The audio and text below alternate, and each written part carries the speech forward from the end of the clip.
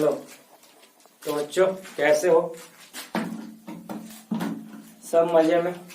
उम्मीद करता हूँ सब अच्छे होंगे, मस्त होंगे, अपने घर में होंगे, सेफ होंगे और साथ साथ पढ़ाई भी करते होंगे। आप सभी का रे कॉमर्स क्लासेस गढ़वा में स्वागत है। और आज हम डिसोल्यूशन ऑफ पार्टनरशिप फर्म का लेक्चर नंबर 3 वीडियो लेके आ रहे हैं। और ये बेसिकली सेमेस्टर जो बीकॉम है उन लोगों के लिए मतलब ज्यादा रिलेवेंट है। और 12th में तो है नहीं जैक बोर्ड में, वैसे सीबीएसई वगैरह में डिसोल्यूशन ऑफ पार्टनरशिप फर्म है, जहां तक चांस है या सिलेबस में हटा भी दिया होगा, उतना आइडिया नहीं है।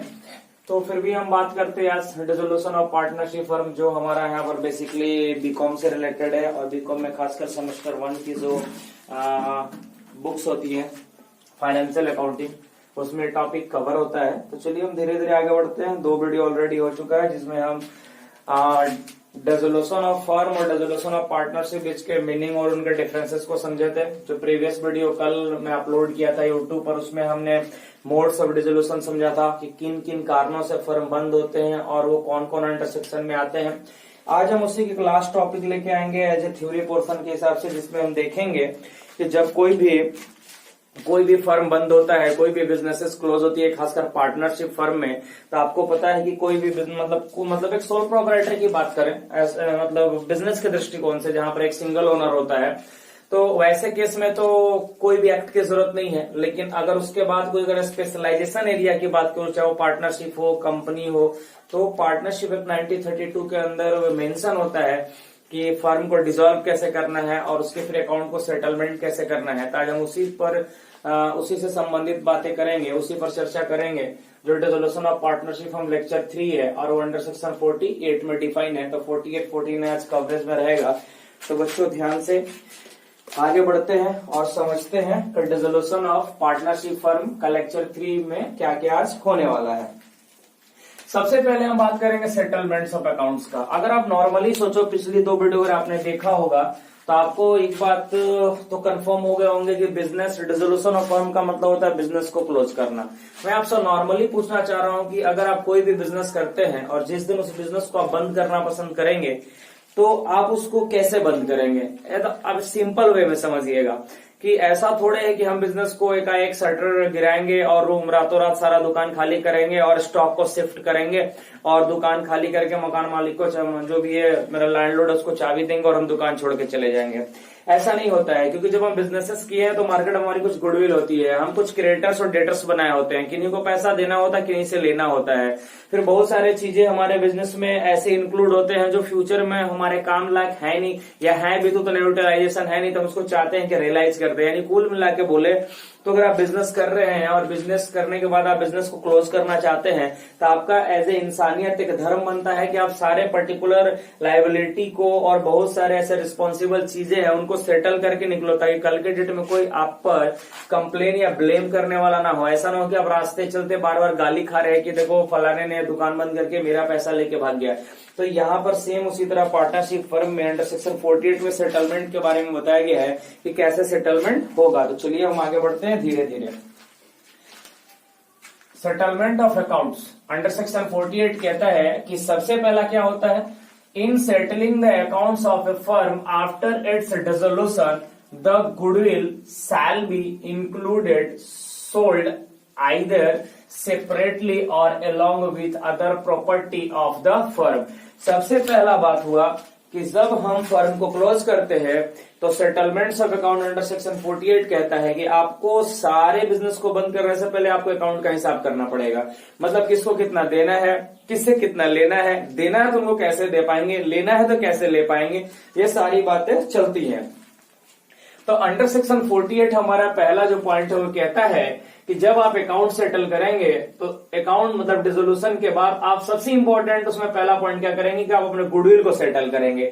यानी आप अपने गुडविल का, जो आपने मार्केट में एक नाम बनाया, एक फर्म बनाया, एक बिहेव बनाया, आपने जो अपना कस्टमर क्रिएट किया, आपने जो अपना ऑडियंस और अपने ग्राहक बनाया, वो जो आपके साथ जुड़े हुए हैं वो एक इंटेंजिबल एसेट्स होता है, जो छुपी हुई अदृश्य शक्तियां होती हैं जो आपके तरफ आपके ग्राहक को खींच के लाती है, ये गुडविल होता है। मतलब फ्यूचर में जो मतलब हम अर्निंग जनरेट कर सकते हैं मतलब एक ऐसी एसेट जो दिखती तो नहीं बट उसमें इतनी कैपेबिलिटी है कि वो आपको फ्यूचर में प्रॉफिट दे सके, ये गुडविल है। तो जब हम कोई फर्म चलाते हैं, 2 साल 4 साल 5 साल चलाया, मार्केट में अपना एक अच्छा खासा नाम बनाया, अब हम उस फर्म को बंद कर रहे हैं, तो नाम जो होता है ना, जो नाम मार्केट में चल रहा है, बहुत लोग उस नाम को खरीदना चाहते हैं, क्योंकि उनको पता है कि अगर ये नाम हमें मिल जाता है तो ये नाम पहले से मार्केट में बना हुआ है, इसके कस्टमर पहले से बने हुए हैं, तो लोग हमें हमारे बिजनेस को और ज्यादा एक्सेप्ट करेंगे और उसके थ्रू हमारे पास प्रॉफिट और मार्जिन बढ़ेगी और लोग हमारे पास आएंगे। तो यहाँ पर क्या बोल रहा है कि सोल्ड आइदर सेपरेटली और अलोंग और with other property of the firm, या तो फर्म के प्रॉपर्टी जैसे और एसेट्स हैं, माने बिल्डिंग है, प्लांट है, फर्नीचर है, टेबल है, कंप्यूटर है, एसी है और स्टॉक है, डेटर है, इन सभी के साथ आप गुडविल को बेच सकते हैं या सेपरेटली गुडविल को बेच सकते हैं। इसमें कोई मतलब प्रॉब्लम नहीं है, इसमें कोई दो राय नहीं है, आप आराम से सेल कर सकते हैं। अंडर सेक्शन 48 का पहला सेटलमेंट अकाउंट ये बोलता है कि आप अपने बिजनेस का जो गुडविल है, जो अपने नाम मार्केट में बनाया है, इंटेंजिबल एसेट्स जो है आपका गुडविल, उसको आप कभी भी सेल कर सकते हैं। एग्जांपल के तौर पे मैं कुछ लिखा हूं, ध्यान से देखिएगा। ऐसे ये वाली बात है, अंडर सेक्शन 48 में ना आकर अंडर सेक्शन 55 में कवरेज है। पार्टनर नेम XYZ है, मान लिया फर्म डिसॉल्व हो गया किसी भी कारण से, प्रीवियस वीडियो 2 नंबर वीडियो में बोला था, कोई भी कारण से अंडर सेक्शन 40 से 44 के बीच में जो डिटेल है, किसी भी कारण से फर्म डिसॉल्व हो गया, गुडविल सोल्ड कर दिया गया 10,000 में, अंडर सेक्शन 55 एरो का साइन लगाया हुआ। इसका मतलब है कि हमने 10,000 रुपए में अपनी गुडविल बेच दिया, यानी XYZ जो पार्टनर थे, इसने जिस भी नाम से फर्म चला रहा था, फर्म को डिसॉल्व कर दिया और कल के डेट में XYZ ने अपना जो नाम था बिजनेस का, जो मार्केट वैल्यू था, वो किसी और को बेच दिया, या तो सेपरेटली अलग बेच दे या सारे प्रॉपर्टी के साथ मिला के बेच दे, कोई मैटर नहीं करता है। लेकिन अंडर सेक्शन 55 में कुछ बातें कही गई है, वो बातें कही गई है कि अंडर सेक्शन 55 में लिखा गया है कि जब सेपरेटली या कंबाइंड करके ये गुडविल किसी भी व्यक्ति को बेचा जाएगा, क्योंकि फर्म चलाने वाले XYZ थे, XYZ अपना बिजनेस बंद कर रहे, तो कल के डेट में अगर वो अपना गुडविल बेचते हैं तो उनके साथ कुछ रिस्ट्रिक्शन लगा सकते हैं। रिस्ट्रिक्शन ये लगा सकते हैं कि जो खरीदेगा उस गुडविल को, उनको बोल सकते हैं कि आने वाले कुछ सालों तक, मतलब 6 महीना या साल भर तक या 2 साल तक आप इससे रिलेटेड बिजनेस नहीं करेंगे। इससे रिलेटेड का मतलब XYZ जो बिजनेस कर रहे थे, मान लिया कि XYZ बिजनेस जो कर रहे थे वो क्लॉथ का बिजनेस कर रहे थे, वो कपड़े के व्यापारी थे और वो अपना फर्म बंद कर दिया, और फिर जिस नाम से फर्म चला रहे थे, जिस नाम से उनका बिजनेस मार्केट में बहुत प्रचलित था, वो नाम किसी को बेच दिया। बट उनको ऐसा रिस्ट्रिक्शन लगा के बोला था कि आने वाले कुछ समय तक आप इस नाम के अंदर यही वाला बिजनेस नहीं करेंगे, कपड़े का बिजनेस नहीं करेंगे, उसके कुछ दिन बाद आप कर सकते हैं, कोई प्रॉब्लम नहीं है, लेकिन फिलहाल अभी आपको करने की जरूरत नहीं है, कुछ दिन तक आप रिस्ट्रिक्शन लगा सकते हैं। अगर ऐसा आपने बोला तब, नहीं बोला तो आप कल के डेट में कभी भी वो चालू कर सकते हैं, कोई बड़ी बात नहीं है। लेकिन अगर आप उन पर मतलब ऐप पर एज ए रिस्ट्रिक्शन लगा देते हैं, आप उन पर प्रोहिबिशन कर देते हैं, आप रोक लगा देते हैं, तो कल के डेट में वो उस बिजनेस को कुछ दिनों के लिए नहीं करेंगे, कुछ दिनों तक नहीं करेंगे, फिर बाद में आराम से धीरे धीरे कर सकते हैं। तो पहला सेटलमेंट ऑफ अकाउंट क्या है, गुडविल को लेके। दूसरा जो settlement of account under section 48 बोलता है, वो लॉसेस को बोलता है, क्योंकि सबको पता है कि जनरली बिजनेस मतलब 99% केस में बिजनेस लॉस के कारण ही बंद होता है। ऐसा कोई पागल ही होगा कि मार्केट में अच्छा खासा प्रॉफिट कमा रहे हैं और दिन प्रतिदिन आपका वैल्यू और आपकी ब्रांडिंग बढ़ती जा रही है और आप बिजनेस बंद करने का डिसीजन लेते हैं। ये 1% रेयर केस है, 99% केस में लॉसेस होती है जो बिजनेस को क्लोज करने को मजबूर कर देता है। तो बच्चों ध्यान से देखेंगे यहाँ पर लॉस के बारे में क्या बोल रहा है, बोल रहा है कि losses including deficiency of capital.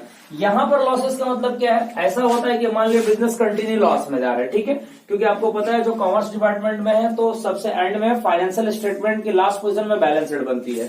अब ऐसा कुछ समझिएगा, मैं छोटा सा यहाँ पर एक बैलेंस शीट बनाने की कोशिश कर रहा हूँ। आप जो कॉमर्स डिपार्टमेंट के हैं, खासकर जो 12th पास आउट हो जानते हैं, बैलेंस शीट है। अब बैलेंस शीट में आपको पता है ये लायबिलिटी पार्ट है, एसेट्स पार्ट है। एसेट्स पार्ट में एक मिसलेनियस एक्सपेंडिचर या फैक्टिशियस एसेट्स के नाम पर आते हैं। अब मान लिया यहाँ पर लॉसेस है और मान लो कंपनी पर 100 करोड़ रुपए का लॉस हो गया। एक पार्टनरशिप फर्म थी, biggest partnership firm, unlimited company बोल सकते हैं, 100 करोड़ का लॉस हो गया और प्लस डेफिशिएंसी ऑफ कैपिटल, यानी कि इस लॉस के कारण पार्टनर भी डूब गया, पार्टनर का भी जो कैपिटल था ना वो निगेटिव हो गया। उल्टा पार्टनर के ऊपर भी कुछ कर्जे आने लगे, तो मान लिया कि वो डेफिशिएंसी जो है वो यहाँ पर 3 पार्टनर थे तो 30 करोड़ ले लेते हैं, यानी 130 करोड़ का लॉसेस हो गया टोटल। 100 करोड़ तो लॉस था ही बिजनेस का, प्लस उस लॉसेस के कारण जो कैपिटल निगेटिव फिगर में गया, यानी जो पार्टनर पैसा लगा के बैठे थे, जितना लगा के बैठे थे वो तो चला ही गया कम वक्त, प्लस ऊपर से उनके सर के ऊपर और कुछ कर्जे आ गए, तो कुछ मिला के 130 करोड़ हो जाता है। ठीक है, अभी टोटल लॉसेस 130 करोड़ के हो गए। अब ये 130 करोड़ के जो लॉसेस है इनकी भरपाई कहां से होगा, तो इनकी भरपाई करने के बारे में अंडर सेक्शन 48 बोलता है कि इन लॉसेस का रिकवरी कहां से होगा, क्योंकि फर्म तो डूब चुका है। तो सबसे पहला इसमें आएगा paid first out of profit. अब आपके दिमाग में बात चलेगा कि सर एक तो पहले से लॉस, ऊपर से प्रॉफिट कहां से आ रहा है। तो बच्चों आपको समझ में आना चाहिए कि जब ये बैलेंस शीट बनती है तो बैलेंस शीट बनाते समय हम यहाँ पर एसेट्स पोर्शन में एक यूज करते हैं फैक्टिशियस एसेट्स, और इधर बैलेंस शीट में हम यूज करते हैं रिजर्व एंड सरप्लस। अभी हम ये कौन सा फॉर्मेट बना रहे हैं, हॉरिजॉन्टल बना रहे हैं। अगर हम वर्टिकल की बात करें, वर्टिकल फॉर्मेट की बात करें जो कंपनी लॉ के अनुसार एप्लीकेबल होता है, तो वहां पर रिजर्व एंड सरप्लस और फैक्टिशियस एसेट्स को आपस में सेटअप किया जाता है। तो कहने का मतलब यूं समझ लेना कि ये लॉसेस भरपाई करने के लिए पहली क्या होनी चाहिए, आउट ऑफ प्रॉफिट। तो मान लो ऐसा होता है बैलेंस शीट बनाते समय हमें कुछ रूल एंड रेगुलेशन और अकाउंटिंग स्टैंडर्ड को फॉलो करना पड़ता है, जिसके कारण से लॉसेस को हम एसेट्स में शो करते हैं और प्रॉफिट को लायबिलिटी साइड में। तो रिजर्व एंड सरप्लस में मान लिया कि मैंने जनरल रिजर्व में कुछ पैसा पहले से रखा हूं और वो हमारे पास है 80 करोड़ का। कितने का है, 80 करोड़ का। प्रॉफिट कंपनी में जो पैसा आते गया हर साल जो मैंने प्रॉफिट कमाया उसमें से कुछ पैसा जो है हमने यहाँ पर बचा के रखा था, जो जनरल रिजर्व के नाम से जाना जाता है। फिर यहाँ पर हम देख रहे हैं कि लॉसेस जो यहाँ पर दिख रहा है 130 करोड़ का दिख रहा है यहाँ पर।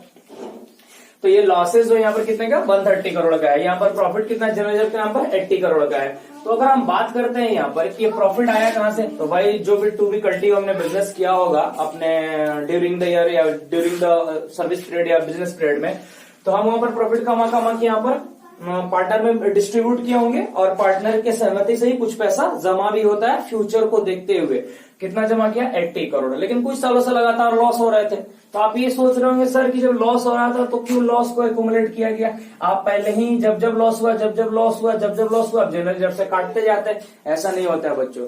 जब लॉस होता है तो हम कोशिश करते हैं कि अगले साल जब फिर से प्रॉफिट होगा तो हम उससे सेट ऑफ करेंगे। ये रिजर्व का जो प्रॉफिट का पैसा जो होता है ये हम इमरजेंसी केस में अप्लाई करते हैं। लेकिन जब देख लिया कि 2-4-5 साल से कंटिन्यू लॉस हो रहा है, हमारे पास कोई चांसेस नहीं है कि अब हम रिकवरी कर सकते हैं, तो फिर हम क्या करते हैं, इन तरह के पैसे का, ये जो हमने स्टोर किया हुआ है वैल्यू प्रॉफिट का, इन सब चीजों को लेके हम रिकवरी का चांस लाते हैं। तो इसीलिए पहला के अंडर सेक्शन 48 बोलता है paid first out of profit. तो चलो मान लो 130 करोड़ है आपके पास, 130 करोड़ में आप 80 करोड़ पेमेंट कर देते हैं। तो अगर आप 130 करोड़ रुपीज में से 80 करोड़ पेमेंट कर देते हैं तो भी कितने का, 50 करोड़।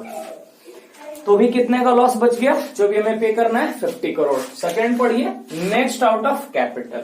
अच्छा, अब कैपिटल से पेमेंट करना है। सोचने वाली बात है कि अगर पहले से पार्टनर डेफिशिएंसी में चला गया, अगर पहले से पार्टनर का कैपिटल निगेटिव हो गया, उल्टा उसके सर पे कर्ज हो गया, तो फिर कोई चांस ही नहीं बनता कि कैपिटल किसी का बचा हो। लेकिन हाँ, ऐसा कोई जरूरी नहीं है कि सारे पार्टनर दिवालिया हो गए हो। अगर 3 पार्टनर है XYZ, मान लो Z इंसॉल्वेंट हो गया, Z का सारा पैसा जो कैपिटल लगा था बिजनेस में डूब गया, उल्टा Z के ऊपर और एक्स्ट्रा पैसा बिजनेस का ही आ गया कि आपको उतना देना है, और Z इंसॉल्वेंट हो गया, Z लाने की कैपेबिलिटी नहीं रखता है, फिर भी XYZ तो सही होंगे ना, XYZ तो डूबे नहीं है, XYZ पर उतना ज्यादा प्रेशर नहीं है, उनका capital positive point of view से आ रहा है। तो ऐसे कंडीशन में उनके कैपिटल से पेमेंट किया जाएगा।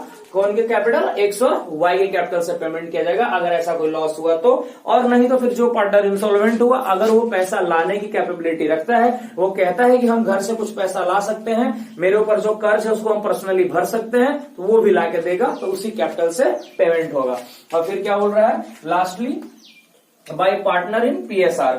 और इसके बावजूद भी मान लिया कि यहाँ पर जो कैपिटल था, अगर वो XYZ 3 पार्टनर हैं, इनके कुछ पूंजी बचा हुआ है अभी भी बिजनेस में, अगर उससे पेमेंट हो जाता है, चलो मान लिया ऐसा कि तीनों का 30 करोड़ रुपया है, 10-10 करोड़ के हिसाब से वो तीनों का कैपिटल अभी भी बिजनेस में है, पॉजिटिवली है, और वो पेमेंट कर सकते हैं। अभी भी कितना पेमेंट बाकी है, 20 करोड़, यानी 20 करोड़ रुपए अभी भी इस लॉस की भरपाई के लिए पार्टनर को भरना है, और वो कहां से भरेंगे? Lastly bye partner in PSR. तो बच्चों अंडर सेक्शन 48 पहला बोलता है कि गुडविल को सेटल करने सीखिए, और दूसरा कहता है कि अगर आपके बिजनेस में लॉस है प्लस डेफिशिएंसी ऑफ कैपिटल। अब ये डेफिशिएंसी ऑफ कैपिटल का मतलब है जो पार्टनर दिवालिया हो गया और उनके सर पर उल्टा लॉस आ गए, तो वो तो भाई कहीं के नहीं है, तो उनका भी लॉस इसमें ऐड हो जाएगा। तो कितना होगा? 130 करोड़। इस 130 करोड़ का पेमेंट कहां से होगा? तो पहले से अगर कुछ प्रॉफिट है तो उसमें से पेमेंट होगा, या आउट ऑफ कैपिटल अगर कुछ पूंजी किसी पार्टनर की बची हुई है बिजनेस में, या सारी पार्टनर की पूंजी है पॉजिटिवली, तो उसमें से पेमेंट होगा।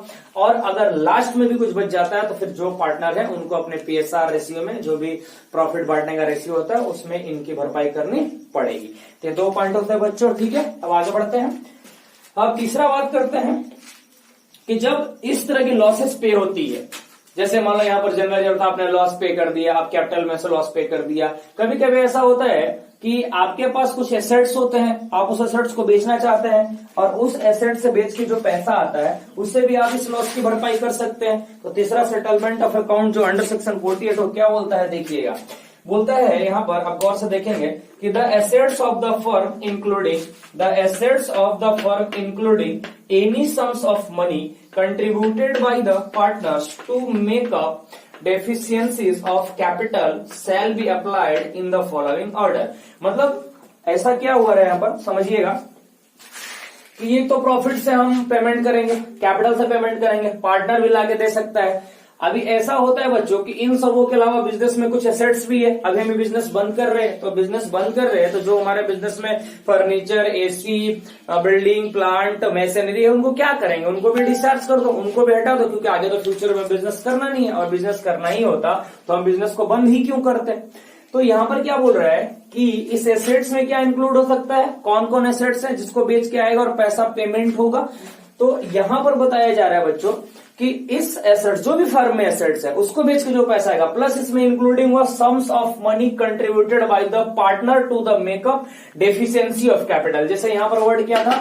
Deficiency of capital. तो बेटा ध्यान से सुनना, ये एसेट्स बेच के जो पैसा होता है वो आउटसाइडर को पेमेंट होता है, और ये जो होता है यहाँ से लॉसेस पेमेंट होते हैं। क्योंकि बिजनेस में एक तो यहाँ पर आपको लॉसेस दिख रहे हैं, क्या दिख रहा है? लॉसेस दिख रहा है कि हमारा खुद ब खुद लॉसेस है, तो इधर कुछ पार्ट लाइबिलिटी को, इधर कुछ पार्ट एसेट्स का होगा। और जाहिर सी बात है लॉसेस आने का मतलब क्या हो रहा है? कैपिटल का पार्ट जो हमारा बड़ा है, और ये कैपिटल के कारण ही हमारा क्या शो कर रहा है? लॉसेस शो कर रहा है। तो जब यहां पर बैलेंसिंग फिगर में लॉसेस आता है और लाइबिलिटी का पार्ट ग्रेटर देन है और एसेट्स का पार्ट लेस देन है, तो जाहिर सी बात है कि लाइबिलिटी का टोटल जो वैल्यू है और एसेट्स का जो टोटल वैल्यू है लेस करने के बाद पता चलेगा कि हमारे पास उतना एसेट्स नहीं है। हमारे पास जो बिजनेस में एसेट्स इंक्लूड है उसकी क्षमता कम है, और हमारे बिजनेस में जो कर्ज है, कर्ज शुद्ध हिंदी में बोले तो वो ज्यादा है। तो दोनों के डिफरेंस निकलने के बाद यहाँ पर लॉसेस आ जाती है। तो मान लिया, समझने के लिए थोड़ी देर के लिए मैं बैलेंस शीट यहाँ से हटा रहा हूं, आप एक बात ध्यान से समझिएगा कि मान लिया मेरे पास कुछ ऐसा बैलेंस शीट है बच्चों, और मान लो यहाँ पर 230 करोड़ लिखा हुआ है लाइबिलिटी टोटल बिजनेस के ऊपर जो लाइबिलिटी है, कर्ज 230 करोड़ का है, और मान लो मात्र हमारे पास 100 करोड़ का एसेट्स है, तो 130 करोड़ क्या हो गया हमारे पास? हमारे सर के ऊपर क्या हो गया? लॉसेस हो गया। तो ये 130 करोड़ लॉसेस भरने के लिए हम ऐसा कुछ गेम करेंगे यहाँ पर, और फिर ये 100 करोड़ एसेट्स को भी बेचेंगे, क्योंकि इसको भी रखने से तो कोई फायदा है नहीं, और इससे बेचकर जो पैसा आएगा, और प्लस इसमें जो पैसा आएगा एसेट्स बेच के, इसमें फिर किसको ऐड करेंगे? Deficiency of partners capital. अच्छा, यहाँ पर जो word deficiency of partners capital आया था, जो 30 करोड़ यहाँ पर मैं इंक्लूड किया था थोड़ी देर पहले, आपने देखा होगा। तो आप चाहें तो ये जो 30 करोड़ रुपए अमाउंट है वो पार्टनर डायरेक्टली दे सकता है। मैं बात कर रहा था थोड़ी देर पहले कि अगर पार्टनर चाहे तो उसका पूरा पैसा अपने घर से लाके दे सकता है। तो यहाँ पर एसेट्स हम बेचते हैं, एसेट्स बेच के जो पैसा आता है और पार्टनर जो हमें अलग से देते हैं डेफिशिएंसी ऑफ कैपिटल नंबर, उन सबों को मिला के हम अपना पेमेंट करते हैं। किसको पेमेंट करते हैं बच्चों? तो वो पर्टिकुलर ऑर्डर यहाँ से है। सबसे पहले हम जब घर को क्लोज करते हैं, डिसॉल्व करते हैं, तो हम पहले रिलेशन एक्सपेंस का पेमेंट करते हैं, क्योंकि डिसोल्यूशन प्रोसेस में खर्चा होता है। इसको यूं समझ लो बच्चों, प्रोसेस ऑफ डिसोल्यूशन है यहाँ पर, ठीक है। फिर आउटसाइड लाइबिलिटी जो सिक्योर्ड होते हैं, जो हमें हमारे बिजनेस को चलाने के लिए कर्ज देते हैं या कोई प्रोडक्ट देते हैं, कोई सामान देते हैं, और जो सिक्योर्ड होते हैं। सिक्योर्ड का मतलब क्या है कि पहले उन्होंने हमको कोई कर्ज दिया था, कोई लाइबिलिटी, कोई लोन इशू किया था, और बदले में हमसे कुछ मॉर्गेज के तौर पे कोई एसेट्स ले रखा था, तो फिर वहां पर क्या होता है कि जो एसेट्स हमने मॉर्गेज किया था उनके नाम पर, तो हम एसेट्स ना मॉर्गेज करके उनका डॉक्यूमेंट मॉर्गेज करते हैं, वो डॉक्यूमेंट उनके पास होता है। और जब हम फर्म को क्लोज करते हैं और जब हम अपने फर्म के सारे एसेट्स को रियलाइज करते हैं, तो जो डॉक्यूमेंट उनके पास है उससे रिलेटेड एसेट्स की रियलाइजेशन, जैसे मान लिया कि यहाँ पर मान लो कि 230 करोड़ में से मान लीजिए कि 100 करोड़ हमने बैंक से लोन लिया था, ठीक है। अब बैंक से लोन लेके हमने अपनी प्लांट एंड मशीनरी को मॉर्गेज कर दिया था, किसको? बैंक वाले को। अब कल के डेट में जब हम प्लांट एंड मशीनरी बेचेंगे तो इसके डॉक्यूमेंट किसके पास है? बैंक के पास है। तो बैंक वाला आएगा तो बैंक वाला बोलेगा कि भाई मैंने जो लोन दिया था वो प्लांट एंड मशीनरी को मॉर्गेज करके दिया था, अब आप प्लांट एंड मशीनरी बेच रहे हैं, तो प्लांट एंड मशीनरी बेच के जो पैसा आएगा उसमें से सबसे पहले मेरे को चाहिए, क्योंकि ये प्लांट एंड मशीनरी हमारे यहाँ मॉर्गेज किया हुआ है, ठीक है बच्चों। दूसरा आउटसाइड लायबिलिटी अनसिक्योर्ड। अनसिक्योर्ड मतलब थर्ड नंबर पेमेंट, यानी इस तरह का एसेट्स बेच के और डेफिशिएंसी ऑफ कैपिटल का जो पैसा आएगा जिससे हम पेमेंट करना चाहेंगे अपने सारे कर्जदारों को, क्योंकि बिजनेस बंद करने से पहले हमें सारा लायबिलिटी को डिस्चार्ज करना होता है as per law under section 48। तो यहाँ पर हम आउटसाइड लायबिलिटी को पे करते हैं जो अनसिक्योर्ड होता है। अनसिक्योर्ड का मतलब है, मान लीजिए इसमें से एक और बंदा था जो हमें 20 करोड़ रुपए का उधार में माल दिया था। कितना का माल दिया था? 20 करोड़ रुपए का, लेकिन हमने उनको सिक्योरिटी दिया नहीं था, क्योंकि जनरली जो मार्केट में लेन देन करते हैं वो अपने क्रेडिट बेस्ड ट्रांजेक्शन पर करते हैं, अपने गुडविल पर करते हैं, पैसा लेते देते रहते हैं, इसलिए उनको कोई भी पर्टिकुलर एविडेंस देने की जरूरत नहीं है। तो क्या होते हैं? अनसिक्योर्ड होते हैं, तो उनको थर्ड नंबर में पेमेंट होगा। इसके बाद चौथे नंबर में पार्टनर्स लोन। कभी कभी इस फर्म को चलाने के लिए पार्टनर भी लोन देते हैं, और सबसे एंड में किसको पेमेंट होगा? पार्टनर्स कैपिटल को। और सबसे लास्ट में अगर कुछ पैसा बच जाता है, रिड्यूस बच जाता है, तो पार्टनर में कौन सा रेशियो बढ़ जाएगा? पीएसआर में। लेकिन सबसे इंपॉर्टेंट बात है बच्चों कि जो भी पैसा आएगा उसकी बंटवारा यहाँ से स्टार्ट होगी। जहां पैसा खत्म बंटवारा वहां खत्म। मान लो कि अगर पैसा आपका सिक्योर्ड लायबिलिटी देने तक खत्म तो डिसोल्यूशन खत्म। अगर आपका मान लो कि आपका टोटल पैसा बढ़ते बढ़ते आउटसाइड लायबिलिटी अनसिक्योर्ड तक पेमेंट होता है तो यहीं तक कहानी खत्म। मतलब जहां पैसा खत्म कहानी वहां खत्म। अब आपके दिमाग में ख्याल आ रहा होगा कि सर यहाँ पर तो सारे एसेट्स बेचेंगे, तो ये एसेट्स कितने कहते हैं? 100 करोड़। तो 100 करोड़ जो बेच के आएंगे उससे किनको पेमेंट होगा? इस तरह का रिलेशन का, आउटसाइडर का, ऐसे करके पेमेंट होगा। लेकिन जो लॉसेस यहाँ पर पर्टिकुलर आपको दिख रहे हैं उनका पेमेंट किससे होगा? यहाँ पर बात समझिएगा, रिजर्व एंड सरप्लस है। थोड़ी बातें मैं आपको यहाँ पर कुछ अच्छे ढंग से ड्राफ्ट करके आपको दिखा रहा हूँ, क्या है पूरा मैटर समझते हैं। मान लिया कि 230 करोड़ हमारे पास टोटल लायबिलिटी है, तो मान लिया बच्चों कि इसमें से 80 करोड़ मेरा क्या था? जनरल रिजर्व थे। मान लिया बच्चा इसमें से हमने 100 करोड़ क्या कर लिया था? हमने किसी बैंक से लोन ले रखा था, ठीक है। और मान लिया क्रेडिटर्स था 50 करोड़ का, 50 करोड़ का किसी से उधार में माल खरीदा था। हमारे पास टोटल लॉसेस कितना दिख रहे थे? 130 करोड़, और साथ में हमारे पास एसेट्स कितने का था? 100 करोड़। आप खुद से सोच के देखो कि इस 130 करोड़ के लॉस को भरने के लिए आपके पास जनरल रिजर्व हो, ठीक है। तो अभी भी कितना का लॉस है जो नहीं भरा जा सकता है बच्चों? 50 करोड़ का। लेकिन अभी एसेट्स जो रियलाइज होगा, इस एसेट्स रियलाइज से जो पैसा आएगा उससे हम किसको पे करेंगे? बैंक लोन को। फिर किसके पे करेंगे? तो क्रेडिटर्स को। तो हम ऐसा कर सकते हैं कि टोटल लायबिलिटी का एसेट्स लेस करके जो लॉसेस निकला है, इस लॉसेस जो है, इसकी जो अमाउंट है, ये कहां से आया? बिजनेस के ड्यूरेशन पीरियड में हमने कंटिन्यू बिजनेस किया, लेकिन हमारा माल मार्केट में बिकता गया, या तो पैसा फंस गया, या पैसे हमारे डूब गए, या हमको लॉस हो गया, हमारा मार्केट नहीं चला, क्रैश कर गया, हमारा प्रोडक्ट सड़ गया, एक्सपायर हो गए, तो इस कारण से ये लॉसेस एराइज होते हैं। तो मान लो ये लॉसेस भरने के लिए तो 80 करोड़ रुपीज है हमारे पास, फिर भी 50 करोड़ रुपए तो हमें कहीं ना कहीं से इनको इस लॉसेस को सेटअप करना पड़ेगा, क्योंकि ये लॉसेस बेसिकली आए कहां से? दिमाग लगाइए, ये लॉसेस बेसिकली आए यही बैंक लोन और क्रेडिटर से, क्योंकि आप 100 करोड़ का एसेट्स है। मान लिया अगर आप 100 करोड़ का एसेट्स बेच भी देते हैं पूरा का पूरा सेम टू सेम प्राइस में, कितना मिलता है बच्चों? 100 करोड़। अब इसमें से 100 करोड़ में से कौन पहले मांगने आ रहा है? बैंक लोन मांगने आ रहा है। वो बैंक लोन वाला क्या बोल रहा है? हम तो सिक्योर्ड है, हमको पहले चाहिए। तो अभी आपको कितना और पैसा भरना है? 50 करोड़। वो 50 करोड़ वाला कौन बचा हुआ है? क्रेडिटर्स। तो कूल भाषा में हम बताएं अपनी रफ लैंग्वेज में, तो ये जो 50 करोड़ रुपीस के लॉसेस है जो हमें यहाँ पर दिख रहा है कि जनरल रिजर्व का पैसा देने के बावजूद भी हम नहीं भर पाएंगे, वो सबसे इंपॉर्टेंट यहीं से है, क्योंकि टोटल लायबिलिटी का पार्ट यहाँ पर इंक्लूड होता है। समझ में आ रहा है? क्योंकि ये जो जनरल रिजर्व है आपने खुद एक्वायर किया था, अब वो 80 करोड़ तो आप भर देंगे लॉसेस के नाम पर, क्योंकि 130 करोड़ में। अच्छा, आपके दिमाग में कहानी चल रहा होगा कि सर ये लॉसेस जिसमें से 80 करोड़ भर देंगे। ठीक है, आपने 80 करोड़ भर दिया, बट बैंक लोन का तो पेमेंट नहीं ना किया।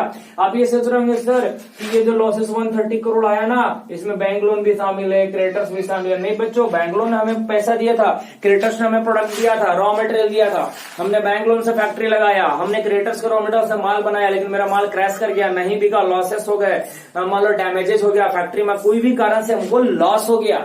हमारे पास मात्र क्या बचे एसेट्स? 100 करोड़ का बचा। तो 100 करोड़ के एसेट्स को बेच को मान लो 100 करोड़ आ गया, बैंक को लोन मुंह फाड़े है और वो बैंक लोन ने 100 करोड़ लेके चला गया। तो हमारे पास कुल कितना का लॉस है? 130 करोड़। अब मान लो 80 करोड़ आपके पास प्रॉफिट था, तो आपने इसमें से तो भर दिया, क्योंकि इसमें आपने 80 करोड़ तो भैया फिर रिकवरी कर लिया। तो क्रेडिटर्स को कितना पेमेंट देना था? 50 करोड़ देने थे। ये 50 करोड़ जो है ना एक तरह के लॉसेस है, क्योंकि यहाँ पर जो 130 करोड़ का लॉसेस है वो आपको कुछ और चीजें दिखा रहा है। ठीक है, तो यहां पर बातें होती है एसेट्स का 100 करोड़ का 100 करोड़ में मैंने बेचा और मान लो बैंक लोन को पे कर दिया। ठीक है, इधर कितना दिख रहा है? 80 करोड़। यहाँ कितना दिख रहा है? 50 करोड़। यहाँ पर लॉसेस कितना है? 130 crore.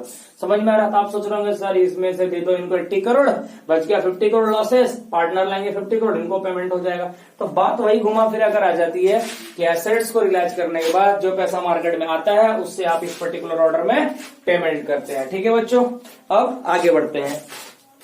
Section 49 of Indian partnership act 1932। छोटा सा टॉपिक है, ज्यादा बड़ा नहीं है, बस 2 मिनट, इसके बाद खत्म। यहाँ पर बात करता है 49 अंडर सेक्शन फर्म डेट और प्राइवेट डेट का। मतलब कहने का मतलब है कि ये जो आपने यहाँ पर लाइबिलिटी की जिक्र कर रहे हैं, जो लॉसेस का जिक्र कर रहे हैं, सब किसका डेट है? फर्म का डेट है। यानी फर्म ने अपने नाम पर जो कर्जे उठाए हैं वो फर्म डेट है। Firm debt owned by the firm to outsider. Firm जैसे XYZ पार्टनर है, XYZ ने मिलकर जिस नाम से बिजनेस कर रहा था उस नाम के अंदर जो पैसा लिया गया, जैसे हमने बैंक लोन लिया कितना? 100 करोड़। तो XYZ का ये लोन नहीं है, XYZ के बिजनेस का लोन है। तो फर्म ने जो आउटसाइडर से डेट लिया वो फर्म डेट होता है। प्राइवेट डेट क्या होता है? Debt owned by the partner in a personal capacity. अगर XYZ अलग अलग लोन लिए होंगे अपने घर के नाम पर, बिजनेस के नाम पर, बच्चों के एजुकेशन के नाम पर, मेडिकल फैसिलिटी के नाम पर या हाउसेस के नाम पर, तो उनकी पर्सनल डेट होती है। अब अगला है यूटिलाइजेशन ऑफ फर्म डेट, जो अंडर सेक्शन 49 का ही पार्ट है कि अगर फर्म की प्रॉपर्टी है, जैसे यहाँ पर 100 करोड़ की प्रॉपर्टी थी, टोटल एसेट्स थी, तो इसकी यूटिलाइजेशन कहाँ होगा? और पार्टनर की पर्सनल एसेट्स भी तो होगी ना। जैसे XYZ तो भिखारी होंगे नहीं, XYZ तो इंसान है, वो कहीं काम कर रहे हैं, किसी फर्म में बिजनेस कर रहे हैं, पार्टनर है, तो पहले से भी उनका कोई एसेट्स होगा, अपना पर्सनल घर होगा, गाड़ी होगा, ज्वेलरी होगा, उसको उनको प्राइवेट एसेट्स बोलते हैं। तो यूटिलाइजेशन ऑफ फर्म प्रॉपर्टी क्या बोल रहा है? फर्स्ट पे फर्म डेट। मतलब अगर फर्म की प्रॉपर्टी है, जैसे यहाँ पर किसकी प्रॉपर्टी थी? फर्म की प्रॉपर्टी थी, कितने की? 100 करोड़। बिका कितना में बच्चों? 100 करोड़। तो 100 करोड़ में बिका तो उसकी पहली यूटिलाइजेशन कहाँ होने वाली है? फर्म की डेट पे करने में होने वाली है। ऐसा नहीं कि XYZ बोलेगा भाई 100 करोड़ का एसेट्स बिका तो चलो एक काम करते हैं, पहले अपने घर का कर्जा भर लेते हैं और फिर बाद में फर्म का कर्जा भरेंगे। नहीं, ये गलत है। तो यहाँ पर क्या है? यूटिलाइजेशन ऑफ फर्म प्रॉपर्टी पहला, फर्स्ट पे फर्म डेट और सेकंड पे प्राइवेट डेट। उसी तरह यूटिलाइजेशन ऑफ पार्टनर डेट्स, अगर पार्टनर का कोई कर्जा है, sorry, utilisation of partner property, partner property, अगर पार्टनर का कोई पर्सनल प्रॉपर्टी है तो वो उनको बेचेगा और उनसे जो पैसा लाएगा वो फर्स्टली अपना प्राइवेट डेट पे करेगा, फिर फर्म डेट पे करेगा। यानी अपनी भाषा में बोल दूं भाई, जिनका एसेट्स होता है उस एसेट्स को बेचने के बाद वो पहले अपना कर्जा भरते हैं तब दूसरे का। यानी अगर अपने भाषा में यहां बोला जाए तो लिख सकते हैं हम यहां पर शुद्ध हिंदी में, जिसका डेट उसकी प्रॉपर्टी। यानी अगर फर्म का टोटल एसेट्स है बच्चों तो एसेट्स बेच के जो पैसा आएगा उससे फर्म की डेट पेमेंट होगी, और अगर कोई पार्टनर का पर्सनल डेट है, पर्सनल प्रॉपर्टी है, तो उसको बेच के उसकी पर्सनल डेट पहले पेमेंट होगी, फिर बाद में फर्म का। जैसे क्या होता है यहाँ पर है ना, lastly bye partner in PSR। मान लो ऐसा होता है कि ये लॉसेस 50 करोड़ रुपए भरने के लिए पैसे नहीं है, तो कौन भरेंगे भैया? पार्टनर ही तो लाके देंगे ना। पार्टनर कहाँ से लाके देगा? पार्टनर पास कुछ है नहीं, तो उसकी जो प्राइवेट एसेट्स है उस प्राइवेट एसेट्स को बेचेगा, उससे बेच के जो पैसा आएगा उससे पहले अपने प्राइवेट कर्जा भरेगा, फिर इसके बाद किसका कर्जा भरेगा? फर्म का कर्ज भरेगा। ठीक है बच्चों, तो ये था आपका अंडर सेक्शन 48 और 49। अब धीरे धीरे अगला वीडियो जो आएगा उसकी प्रैक्टिकल और जर्नल और लेजर से रिलेटेड आएंगे। फिर वहां पर जब प्रैक्टिकल जर्नल लेजर से संबंधित हम वीडियो क्रिएट करेंगे और बनाएंगे तो वहां पर फिर से एक बार अंडर सेक्शन 48 को थोड़ी रफ में चर्चा करके दिखा देंगे कि भाई लॉसेस को कैसे सेटअप करना, आउट ऑफ प्रॉफिट कैसे, आउट ऑफ कैपिटल कैसे, पार्टनर पीएसआर में कैसे, ये सारी बातें आज हमने as a theoretical point of से पढ़ा कि लॉसेस होगा तो कैसे कैसे भरेंगे, एसेट्स बेच के जो पैसा आएगा तो उससे कैसे इसकी पेमेंट होगी। तो ठीक है बच्चों, ये वीडियो को हम यहीं पे समाप्त करते हैं और आपसे उम्मीद करते हैं कि इसको आप एक बार अच्छे से पढ़ेंगे और समझने की कोशिश करेंगे। और कोई दिक्कत होगा तो आप हमारे इस चैनल के कमेंट बॉक्स में कमेंट करेंगे और आप अच्छा लगे तो भी, खराब लगे तो भी, ताकि हम जान पाए कि हमें क्या क्या सुधार करना है। और आपको अगर कुछ भी समझ में नहीं है तो हमें बिंदास हमें मैसेज, हमें कमेंट कर सकते हैं। ठीक है बच्चों, तो आज के लिए वीडियो कहीं पे समाप्त करते हैं। और हाँ, हमारे जो रे कॉमर्स क्लासेस चैनल है आप उसको कृपया सब्सक्राइब कर दें और बेल नोटिफिकेशन बटन भी प्रेस करें ताकि जब भी नई नई वीडियो आए तो आपके तक पहुंचे। और अपने दोस्तों और लोगों में भी शेयर करें ज्यादा से ज्यादा, क्योंकि और भी लोगों को एजुकेशन की जरूरत है। ठीक है बच्चों, तब तक के लिए बाय।